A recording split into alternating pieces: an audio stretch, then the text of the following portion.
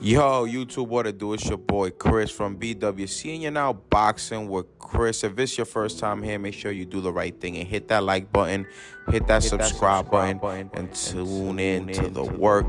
Today's topic of discussion, I wanted to let it sit down for a couple days, make sure I got all my details before I jump into conclusion.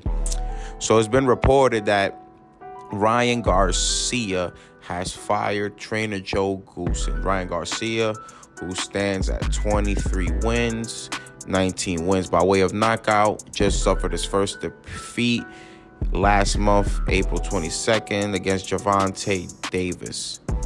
And him firing Joe Goosen, man, it just goes to show you, man, that trainers, maybe you want to say trainers don't have the power that they used to have, but I guess these fighters now, when the going gets tough, man, they want to throw everything on the trainers. It's kind of like in all professional sports, you know, when the player sucks or when the player's having a crazy slump, it's always the coach, can't get him up. But he had Joe Goosen for 3 fights, you know, Emmanuel Tago, Javier Fortuna, and Gervonta Davis. And the reports circulating are that he's very uncoachable. He likes to do things his way. If you ever notice a lot of Ryan Garcia's videos leading up to this fight, you never actually saw him in a gym. They say he will only go to a gym for sparring, but he did a lot of his workouts on his own, and he was there with his mitt man. I forgot his name. Shout out to him. He wasn't even there with his coach, which, if you're a boxer, that's a red flag. You need to be with your coach through everything. And you can say what you want. Joe Goosen is a Hall of Fame trainer. Joe Goosen has trained a lot of great fighters. You've never heard anything bad about Joe Goosen's training or anything. But in today's age with these new guys, man, they don't like when a coach gets up in their ear, most likely. And Joe Goosen made it very clear when he said, you know, you don't coach Ryan, you're a partner with him. And as a coach, that's far from the case.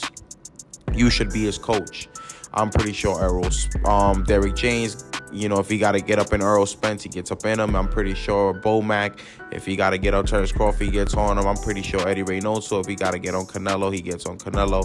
And the story goes on. When you are a good coach, you do not let your fighter dictate your role, because you're the coach for a reason. And this is just screaming red flags at Ryan Garcia to see how long his career gonna last, because, you know, he got rid of trainer of the year to then hire Joe Goosen. Well, people forget Joe Goosen was also his trainer back in the day, if I'm not mistaken, in the amateur. So he's just bouncing around trainer to trainer. This doesn't look good on his resume, especially after suffering your first loss. A lot of this has to do with him. He has a lot of bad habits. And in this sport of boxing, unfortunately, a lot of your bad habits will always get exposed in the ring. I think he needs to take a good look at the mirror and look at his bad habits and how can he fix them, because changing trainers is not going to be, you know, the idea, and it's just not the way to go. Very unfortunate, very disappointed in Ryan Garcia.